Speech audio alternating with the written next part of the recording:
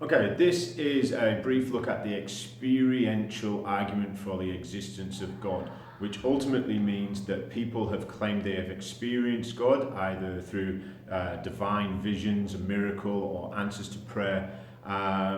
It's perhaps best described as people experiencing the holy other, and we use this term numinous to describe that.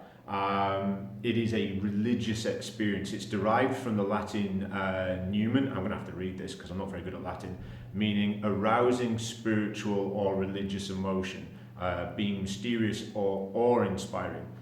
Then you have Rudolf Otto, and Rudolf Otto coined the term mysterium tremendum et fascinans. I've probably pronounced that wrong as well, but what that means is a fearful and fascinating mystery. So mysterium is the holy other. Tremendum is like that feeling of overwhelming helplessness in the face of huge power. It's like a creature feeling, an innate sense of awe, even fear or dread. But the fascinans is a potent charm. It is the thing that entices you, attracts you in spite of the fear that you may be feeling. The thing with the experiential argument for the existence of God is that it's almost impossible to refute. It is one word against another.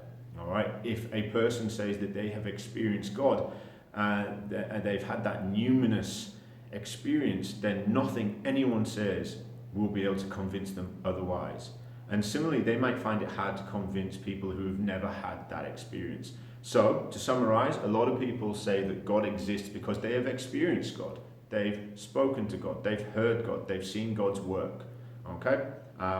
This is an interesting argument, but one that's very hard to argue for and against. It's very subjective.